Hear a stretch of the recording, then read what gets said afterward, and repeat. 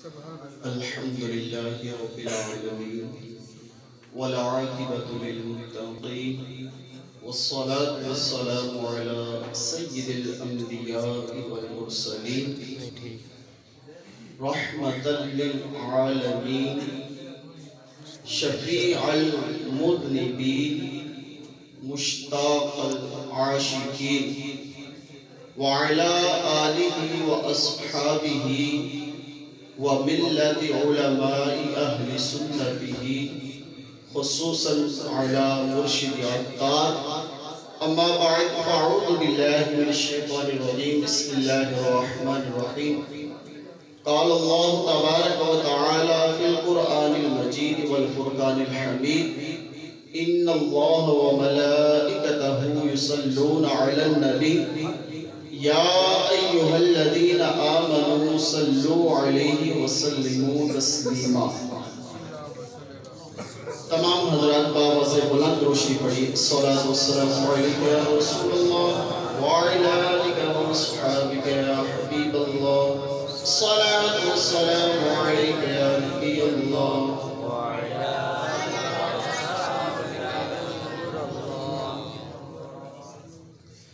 مٹ گئے مٹتے ہیں مٹ جائیں گے اعداء تیرے. مٹ گئے مٹتے ہیں مٹ جائیں گے اعداء تیرے. نہ مٹا ہے نہ مٹے گا کبھی چرچا تیرا. حشر تک ڈالیں گے ہم پیدائش مولا کی دھوم. حشر تک ڈالیں گے ہم پیدائش مولا کی دھوم. مثل فاس نجد کے قلعے گراتے جائیں گے. وہ لوگ خدا شاہد قسمت کے سکندر ہیں. وہ لوگ خدا شاہد قسمت کے سکندر ہیں جو سرور عالم کا میلاد مناتے ہیں. میرے میٹھے اور محترم اسلام بھائیو، ٹائم چونکہ قلیل ہے، پھر نماز عشاء کا ٹائم ہو جائے گا، تو تمام حضرات جو ہے توجہ کے ساتھ بیٹھیے گا تو انشاءاللہ تبارک و تعالی ہمیں اللہ کی رحمت سے اس محفل پاک کی برکات جو ہے وہ حاصل ہوگی. تو تمام اسلام بھائی ذوق اور شوق کے ساتھ توجہ کے ساتھ بیٹھے کہ یہ آقا علیہ السلام کے میلاد کی محفل ہے. اللہ تبارک و تعالیٰ کے پیارے حبیب علیہ السلام کی شان بیان کرنا حقیقت یہ ہے کہ ہمارے بس کی بات نہیں. ہمارے پاس ایسے الفاظ نہیں کہ ہم ان کی ثنا بیان کر سکیں، ہم ان کی تعریف بیان کر سکیں. آقا علیہ السلام کی جو خوبیاں ہیں ان کو بیان کرنا ہمارے بس کی بات نہیں. یہ اللہ تبارک و تعالیٰ کے پیارے حبیب علیہ السلام کی مدح و ثنا بیان کرنا، اس کا مقصد یہ ہے کہ ہمارا بھی ان کے عاشقوں میں نام ہو جائے، ہمارا بھی ان کی ثناخوانی کرنے والے جو ہیں ان کے اندر ہمارا بھی نام ہو جائے. تو اس لیے بلا تاخیر دو چیزیں میں عرض کروں گا. ایک درود شریف کے چند ایک فضائل اور اس کے علاوہ آقا علیہ السلام سے صحابہ کرام علیہم رضوان کا عشق، کہ صحابہ کرام علیہم رضوان آقا علیہ السلام سے کس قدر محبت کرتے ہیں. نبی کریم رؤوف رحیم صلی اللہ علیہ وسلم کی ذات بابرکت پر درود و سلام پڑھنے کے بے شمار فضائل و برکات ہیں. اللہ تبارک و تعالیٰ کے پیارے حبیب علیہ السلام نے ارشاد فرمایا کہ جو بندہ مجھ پر 3 مرتبہ صبح اور 3 مرتبہ شام کو درود شریف پڑھتا ہے شوق و محبت کے ساتھ، اللہ تبارک و تعالیٰ اس بندے کے اس دن اور اس رات کے گناہ بخش دیتا ہے. مزید اللہ تبارک و تعالیٰ کے پیارے حبیب علیہ السلام نے ارشاد فرمایا کہ جو بندہ مجھ پر روزانہ 50 مرتبہ درود شریف پڑھتا ہے کل بروز قیامت اس کے ساتھ میں مصافحہ کروں گا. اب جس بندے کے ساتھ آقا علیہ السلام مصافحہ کریں گے اس کی شان کیا ہوگی؟ آئیے ایک اور حدیث شریف سنتے ہیں. حضرت فاطمہ الزہرا رضی اللہ تعالی عنہ آپ تندور کے اندر روٹیاں لگا رہی تھی کہ آقا علیہ السلام کا وہاں سے گزر ہوا. آپ نے فرمایا فاطمہ کیا کر رہی ہو؟ عرض کی یا رسول اللہ صلی اللہ علیہ وسلم तंदूर के अंदर रोटियां लगा रही हूँ। आका अलैहिस्सलाम ने फरमाया कि एक पेड़ा मुझे भी दो, मैं भी तंदूर में रोटी लगाता हूँ। आका अलैहिस्सलाम की बारगाह में पेड़ा पेश किया, आपने रोटी बनाई और तंदूर में लगाई और आप तशरीफ ले गए। थोड़ी देर के बाद हजरत फातिमा ज़हरा रज़ियल्लाहु तआला अन्हा हाज़िर खिदमत होती हैं, अर्ज करती हैं, या रसूलल्लाह सल्लल्लाहु अलैहि वसल्लम, ये क्या माजरा है? आज मैंने अजीब मंजर देखा। आका अलैहिस्सलाम ने फरमाया, फातिमा क्या देखा?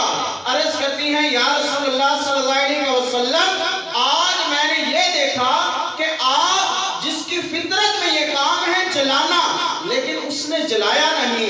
अर्ज करती हैं, या रसूलल्लाह, मैंने जितनी रोटियां तंदूर में लगाई, आग ने उनको पका दिया, लेकिन जो रोटी आपने लगाई वो वैसी कच्ची की कच्ची है। आका अलैहिस्सलाम ने क्या इरशाद फरमाया, जरा गौर से सुने कि जो बंदा रोजाना 50 मरतबा आका अलैहिस्सलाम की जात पर दुरूद पढ़ेगा, कल बरोज़े क़यामत आका अलैहिस्सलाम उससे मुसाफा करेंगे। तवज्जो से सुने, आका अलैहिस्सलाम ने फरमाया, ऐ फातिमा, ये तो दुनिया की आग है, जिस चीज के साथ मोहम्मद अरबी के हाथ मस कर जाते हैं उसे तो जहन्नम की आग में नहीं जला सकती। मेरे मीठे और मोहतरम इस्लामी, अब जरा गौर करें कि यार रोजाना 50 मरतबा, सिर्फ 50 मरतबा दुरूद पढ़ेंगे तो अल्लाह तबारक व तआला की तरफ से हमें ये अजर मिलेगा। इसी तरह बनी इसराइल का एक बहुत ही गुनाहगार शख्स, बहुत ही गुनाहगार शख्स था, इतना गुनहगार था कि लोग उससे बहुत ज्यादा तंग थे, बहुत ज्यादा लोग जो है उससे तंग थे। जब उसकी मौत का वक्त करीब आया, वो मर गया, इस दुनिया से चला गया, लोगों ने उसकी लाश को उठाकर रूढ़ी पर फेंक दिया। यानी इतना जो है ना वो गुनाहगार था, लोग इतनी नफरत करते थे कि लोगों ने उठाकर उसको कचरे के ढेर पर फेंक दिया। अल्लाह तबारक व तआला ने हजरत मूसा अलैहिस्सलाम के पास वही भेजी और हुक्म इरशाद फरमाया कि ऐ मूसा, जाओ फलां जगह पर हमारा एक महबूब बंदा वो इस दुनिया से चल बसा है, लोगों ने उसकी लाश को कचरे के ढेर पर फेंक दिया है, तुम जाओ उसके गुस्ल, कफन, दफन, नमाज जनाजा का एहतमाम करो। अल्लाह तबारक व तआला का हुक्म था। हजरत मूसा अलैहिस्सलाम अल्लाह का हुक्म सुनकर आप उस बस्ती की तरफ जाते हैं, उस इलाके की तरफ जाते हैं, जाकर अपने साथ कुछ लोगों को मिलाकर अल्लाह तबारक व तआला का जो हुक्म था उस पर अमल करते हैं। जब आप ये अमल कर चुके होते हैं तो तब लोग एतराज करते हैं और हजरत मूसा अलैहिस्सलाम को अर्ज करते हैं कि ए मूसा, ये बंदा तो इंतहाई गुनाहगार था, ये बंदा तो इंतहाई गुनाहगार था, इससे तो हर बंदा तंग था, इसको इतना मकाम कैसे हासिल हो गया कि अल्लाह तबारक व तआला ने खुद वही नाज़िल फरमाई कि फलां मकाम पर हमारा बंदा फौत हो गया है, कि एक नबी को हुक्म दिया कि आप जाओ, इसको ये मकाम कैसे हासिल हो गया। हजरत मूसा अलैहिस्सलाम अल्लाह तबारक व तआला की बारगाह में अर्ज गुजार होते हैं कि ए मालिक व मौला, तेरे बंदों ने ये एक एतराज कर दिया, एक सवाल कर दिया, तेरे बंदों ने ये पूछा है कि जो बंदा इतना गुनहगार है, लोग उससे इतने तंग हैं, उसको इतना मकाम आखिर कैसे हासिल हो गया। अल्लाह तबारक व तआला ने फरमाया, ए मूसा, लोग ठीक कहते हैं, ये बंदा वाकई गुनहगार था, इसने सारी जिंदगी गुनाह ही गुनाह किए थे, लेकिन ए मूसा, इन लोगों को बता दो कि एक दिन यही गुनहगार बंदा इसने तौरात को खोला, तौरात पढ़ते पढ़ते मेरे आखिरी नबी मोहम्मद अरबी सल्लल्लाहु तआला अलैहि वसल्लम का नामे नामी आया। इस बंदे ने जब मेरे आखिरी नबी का नाम पढ़ा, शौक और मोहब्बत के साथ उस नाम को चूमा और उन पर दुरूद पढ़ा, उस दुरूद की बरकत से मैंने इसके सारे गुनाह माफ फरमा दिए। अब मेरे मीठे मोहतरम इस्लामियों, जरा गौर करें कि वो एक बनी इसराइल का फर्द था, वो बनी इसराइल का फर्द था, आका अलैहिस्सलाम का उम्मत ही नहीं था। हम آقا علیہ السلام کے الحمدللہ امتی بھی ہیں اور عاشق رسول بھی ہیں۔ جب ہم درود پڑھیں گے تو غور کیجئے کہ اللہ تبارک و تعالی ہمارے گناہوں کو معاف نہیں فرمائے گا۔ اس کے اندر شرط کیا ہے؟ شوق اور محبت۔ شرط یہ ہے کہ شوق اور محبت کے ساتھ درود پڑھا جائے۔ تو آپ تمام اسلامیوں سے یہی التجا ہے کہ اس بابرکت مہینے کے صدقے یہ نیت کر لیں کہ انشاءاللہ ہم چلتے پھرتے اٹھتے بیٹھتے جس قدر ممکن ہوا اللہ تبارک و تعالیٰ کے پیارے حبیب علیہ السلام پر درود و سلام پڑھتے رہا کریں گے۔ اب انشاءاللہ تبارک و تعالیٰ ہم آقا علیہ السلام کے جو صحابہ ہیں وہ آپ سے کس قدر محبت کرتے ہیں اس کے متعلق سنتے ہیں۔ حضرت انس رضی اللہ تعالیٰ عنہ سے روایت ہے بخاری شریف کی حدیث شریف، حضرت انس رضی اللہ تعالیٰ عنہ فرماتے ہیں کہ ان رجلا سأل النبی صلی اللہ علیہ وسلم عن الساعہ۔ حضرت انس فرماتے ہیں کہ ایک بندہ آقا علیہ السلام کی بارگاہ میں آیا، عرض کی یا رسول اللہ صلی اللہ علیہ وسلم قیامت کب قائم ہوگی؟ کیا عرض کرتا ہے؟ قیامت کب قائم ہوگی؟ آقا علیہ السلام نے جب اپنے صحابی کا یہ سوال سنا تو آپ نے فرمایا وَمَاذَا أَعْدَدْتَ لَهَا، اے میرے صحابی یہ بتا کہ تو نے اس کے لیے کیا تیاری کی ہے؟ قیامت کا منظر اتنا ہولناک ہے کہ اس دن تو ماں باپ اپنی اولاد کو بھول جائیں گے، اس دن تو ماں اپنے بچے کو بھول جائے گی، اتنا ہولناک منظر ہے۔ اس دن کے لیے تو نے کیا تیاری کی؟ عرض کرتا ہے یا رسول اللہ صلی اللہ علیہ وسلم لا شیء، میں نے کسی چیز کی تیاری نہیں کی، میرے پاس کوئی نیک عمل نہیں، یا رسول اللہ الا فانی احب اللہ والنبی، یا رسول اللہ میرے پاس نمازیں نہیں، میرے پاس روزے نہیں، عرض گزار ہوتا ہے یا رسول اللہ میں اللہ اور اس کے رسول سے محبت کرتا ہوں۔ کیا عرض کرتا ہے؟ لا شیء، میرے پاس کوئی چیز نہیں، میں اللہ اور اس کے رسول سے محبت کرتا ہوں۔ آقا علیہ السلام نے فرمایا حتی اکون من احببتا، کہ جو جس سے محبت کرتا ہے قیامت کے دن اسی کے ساتھ ہوگا۔ اب ہمیں غور کرنا چاہیے کہ یار ہم کس سے محبت کرتے ہیں؟ آیا ہم کسی دنیا دار سے محبت کرتے ہیں؟ آیا ہم کسی غیر مسلم سے محبت کرتے ہیں؟ یا ہم آقا علیہ السلام سے محبت کرتے ہیں؟ حضرت انس یہ روایت کرتے ہیں، حضرت انس یہ حدیث بیان کرنے کے بعد آپ فرماتے ہیں کہ جو آقا علیہ السلام نے ارشاد فرمایا حتی اکون من احببتا، کہ جو جس کے ساتھ محبت کرتا ہے قیامت والے دن اسی کے ساتھ ہوگا۔ حضرت انس آپ فرماتے ہیں کہ آقا علیہ السلام کا یہ جو قول ہے اس سے ہمیں اتنی خوشی ہوئی کہ اس سے پہلے ہمیں کبھی بھی اتنی زیادہ کسی بات کی خوشی نہ ہوئی۔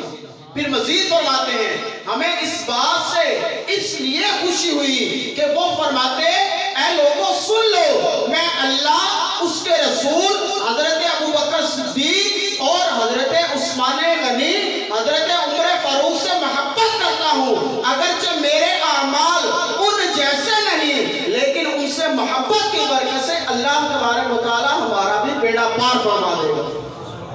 اب دیکھیں ایک صحابی حضرت انس وہ کیا فرما رہے ہیں کہ میں اللہ اور اس کے رسول اور حضرت ابوبکر صدیق، حضرت عمر فاروق سے محبت کرتا ہوں، اگرچہ میرے اعمال، میری نیکیاں ان جیسی نہیں لیکن میں ان سے محبت کرتا ہوں۔ سرکار نے فرما دیا کہ جو جس سے محبت کرتا ہے وہ قیامت کے دن اسی کے ساتھ ہوگا۔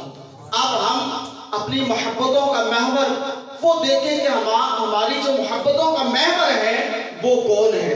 آیا وہ کوئی فلم ایکٹر تو نہیں، وہ کوئی غیر مسلم تو نہیں، آیا وہ کوئی بد مذہب تو نہیں، گستاخ رسول تو نہیں۔ میرے میٹھے اور محترم اسلامیوں، زبان سے ہم کہتے رہیں کہ آقا علیہ السلام سے ہمیں بڑی محبت ہے لیکن افعال سے محبت نہ کریں۔ جس وقت عملی طور پر آقا علیہ السلام سے محبت نہ کریں تو ذرا غور سے بتائیے، ذرا سوچ کے بتائیے کیا ہماری یہ محبت کامل محبت کہلائے گی؟ ہرگز نہیں کہلائے گی۔ یا زبان سے ہم دعویٰ کریں کہ ہمیں عشق رسول میں جان بھی قربان ہے لیکن جس وقت آقا علیہ السلام کے فرمان آئے، آپ کے جو اقوال ہیں، آپ کا جو اسوہ حسنہ ہے، جس وقت ہمارے سامنے وہ آئے تو ہم اس پہ عمل پیرا نہ ہو۔ یہ کیسی محبت ہے؟ محبت تو یہ ہے کہ بندہ جس سے محبت کرے اس کے رنگ میں رنگ جائے، اس کے رنگ میں ڈھل جائے، کہ جس سے محبت انسان کرتا ہے کل بروز قیامت اسی کے ساتھ ہوگا۔ تو اس لیے ہمیں چاہیے کہ ہم بھی آقا علیہ السلام سے پکی سچی محبت کریں۔ صحابہ کرام علیہم رضوان آقا علیہ السلام سے کس قدر محبت کرتے تھے؟ بہت ہی پیاری حدیث شریف، مسلم شریف کی حدیث، حضرت ام حبیبہ، یہ ابو سفیان کی بیٹی تھی۔ ام حبیبہ ابو سفیان کی بیٹی تھی، اسلام لا چکی تھی۔